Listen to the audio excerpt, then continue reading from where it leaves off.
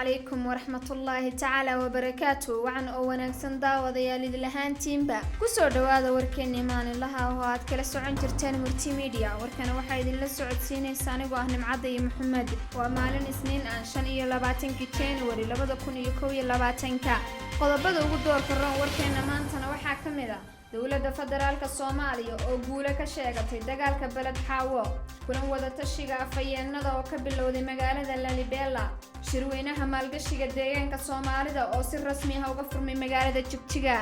iminka iyo haatan ku soo dhawaada daawadayaal warkii oo fidsan shirweynaha maalgashiga deegaanka Soomaalida oo si rasmi ah uga furmay magaalada Jigjiga shirkan oo ah kii ugu horeeyay ee noociisa ah ee lagu qabtay deegaanka Soomaalida ayaa waxa ka soo qayb galay maalgashadayaal u badan Soomaalida Geeska Afrika iyo wafuud heer caalami ah iyo kuwa ka socda qaaradda Afrika waxaana laga wada tashanayay fursadaha maalgashi ee ka banaan deegaanka Soomaalida shirkan oo soo qaban qaabiyay xafiiska maalgashiga iyo qurba joogta dawladda deegaanka Soomaalida ayaa waxa furay madaxweynaha deegaanka Soomaalida oo maalgashadayaasha ka qayb galay kulankani ku soo dhaweeyay deegaanka madaxweyne Mustafa Maxamed Umar waxa uu sheegay in deegaanka Soomaalida isbedelkii dalka ka dhacay ka hor uu ku suntanaa fikir xun oo nabadgelyo darro iyo tacaddi ku salaysan balse ay xukuumadda deegaanka Soomaalidu ay diyaar la tahay siyaasad dhaqaale oo furfuran iyo maalgashiga suuqa xorta ah taasoo faa'iidada ugu weyn ay ka heli doonaan dadka Soomaaliyeed madaxweynuhu wuxuu xuseen magaalada Jigjiga ay tahay magaalo koraysa oo diyaar la isdhexgalka dhaqaale oo si xoojin doona nabadgelyada geeska mudane Tamaskan Talahun commissioner ku-xigeenka xafiiska maalgashiga heer federaal oo shirkan ka hadlay ayaa sheegay in ka dalahan iyo deegaan ahaanba uu shirkan yahay mid muhiim ah oo lagu soo bandhigayo kheyraadka dihin ee deegaanka Soomaalida iyo kan dalkaba ayna soo dhaweynayaan maalqabeennada ka soo qayb galay kulankan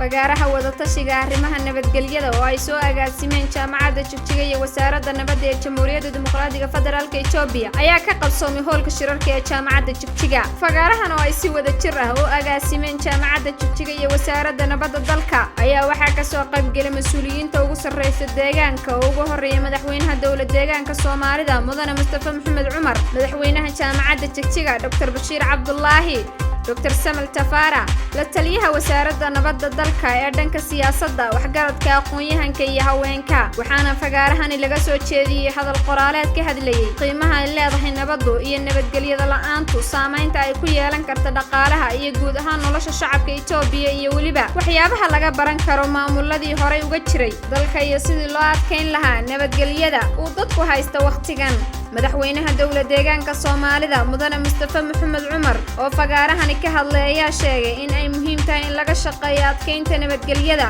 lagana taxadaro waxyaabaha keenaya isku dhacyada lagana fogaado hadallada nacaybka si kor loogu qaado sumcadda shacabka deegaanka Soomaalida ayna muhiim tahay in fagaarahan uu noqdo mid ay ka soo baxaan waxyaabo gashi u noqon kara bulshada deegaanka fagaarahan lagaga hadlayo ahmiyadda nabadda ayaa ah fagaarihii saddexaad oo ay iska kaashadaan jaamacadda Jigjiga iyo wasaaradda nabadda ee dalka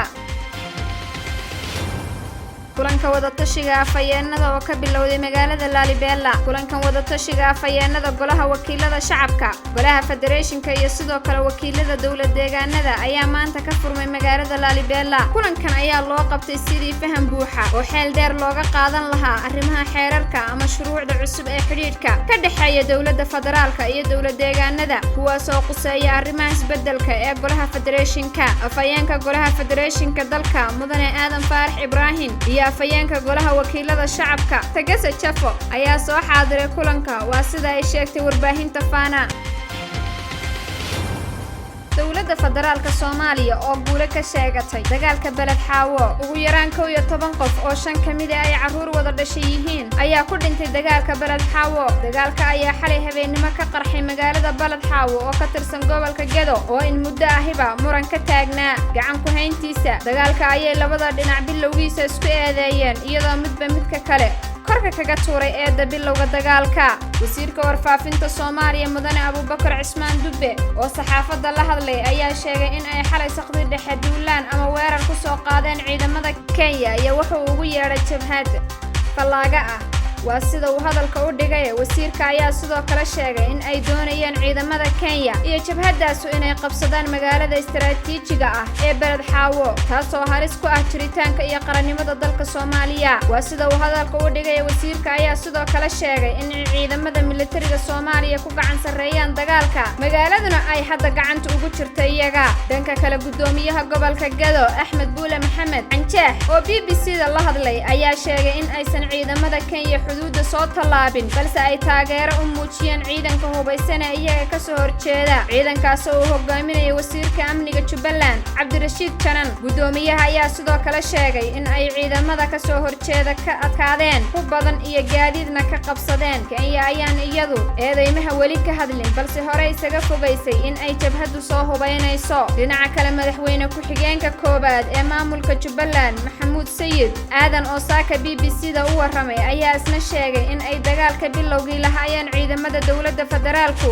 ayna xalay saqdaxa soo weerareen ciidamada Jubbaland. madaxweyne ku-xigeenka ayaa sidoo kale sheegay saakanimadii hore in ay guulo ka gaadheen dagaalka.